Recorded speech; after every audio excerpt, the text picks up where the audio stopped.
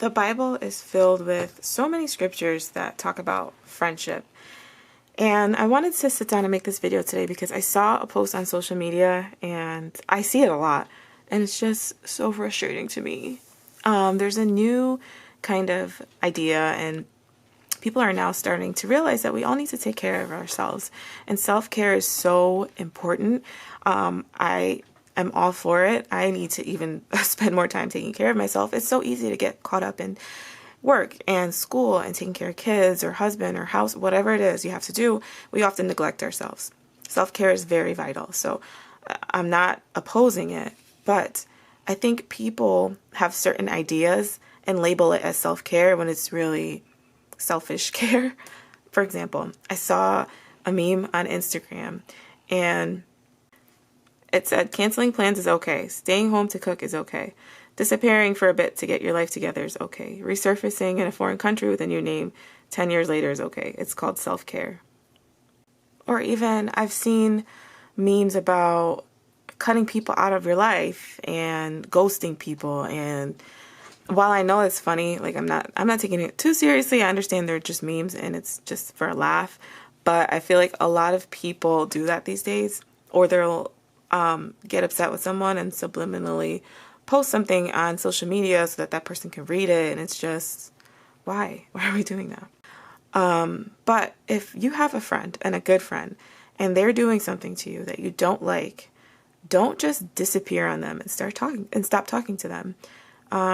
Because that's just not nice. What if they have no idea that they're doing this thing to hurt you? Because I've been in that position. Somebody has just stopped talking to me and I have no idea what I did, and we still to this day don't talk, and I still don't know what I did, if I even did anything. So people often will just stop talking to somebody or cut them out of their life and call it self-care when it's really not self-care. That's just not having enough respect for someone or caring enough about them to talk to them about your problems.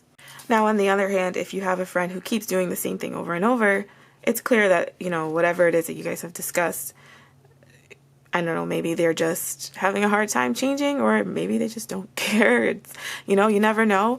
And in those cases, use your best judgment and, do what's best for you in that situation.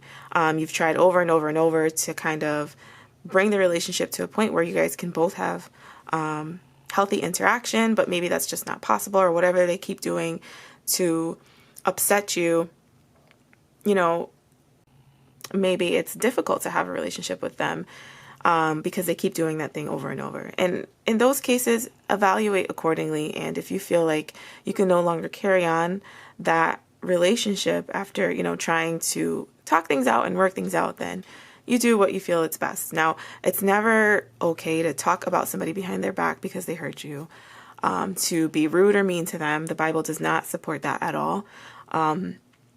Or even to just treat them in a way that is clearly contradicting with the Word of God.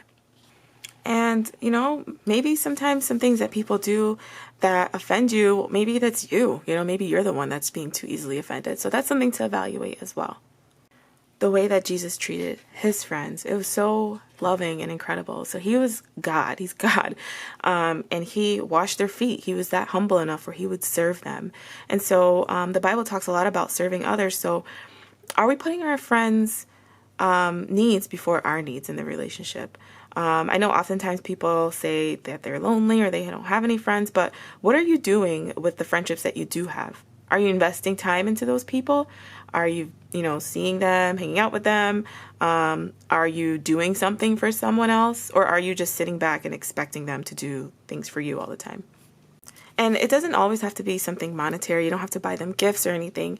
And I know for me personally, I way value quality of the friendship over stuff. Stuff is not, I don't care for stuff, but for me personally, and I think a lot of people can relate to this too, it doesn't matter what somebody gives you if they're not there for you. You know what I mean? So when I say investing into my friends and serving them, I don't necessarily mean stuff, but are you there for them?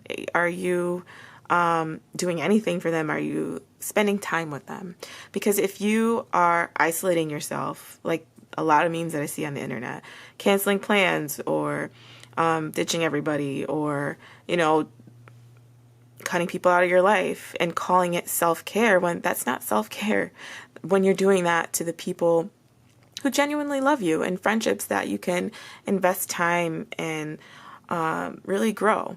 And I'm talking about the friendships that are beneficial to your relationship with God. So if you're hanging out with people that are causing you to sin, you don't need to be super close to those people like that. You don't have to stop talking to them altogether, but the Bible also talks about associating yourself with people who are Christ-like.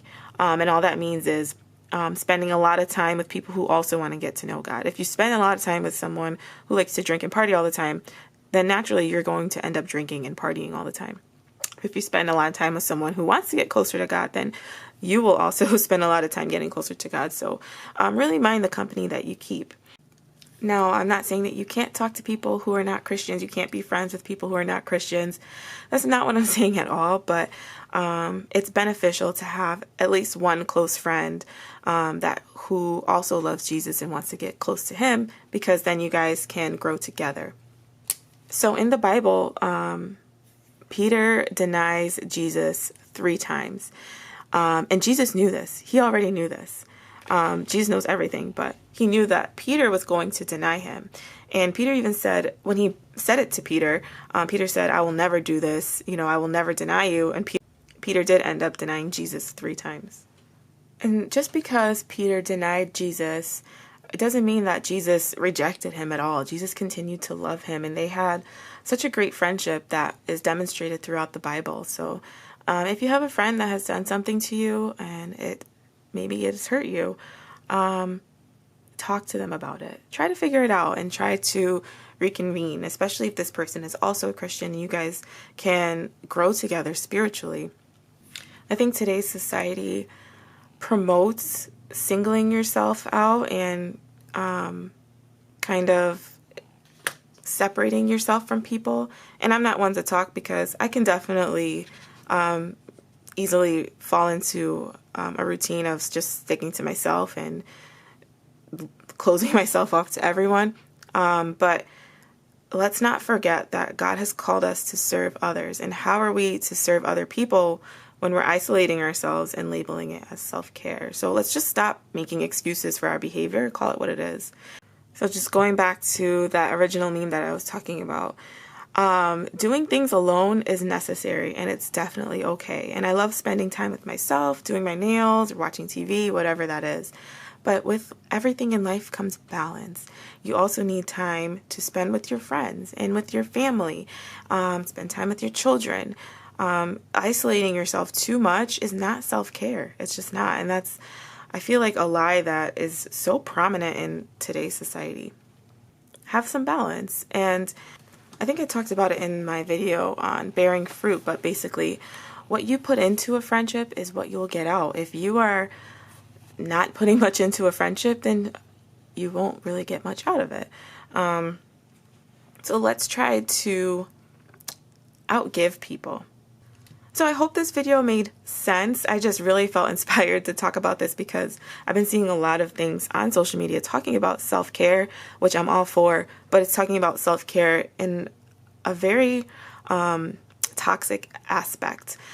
So if you watch this video, I definitely want to encourage you to watch video that I did on boundaries, on planting and sowing, and how to bear more fruit, and forgiveness, because I think those also tie into this, because there are toxic relationships that you do need to separate yourself from, and there are people that you do need to put boundaries on in your life. So I think those videos would be really good to watch as well.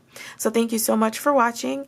I hope everyone is having a great day wherever you are, and I will see you next time. Bye.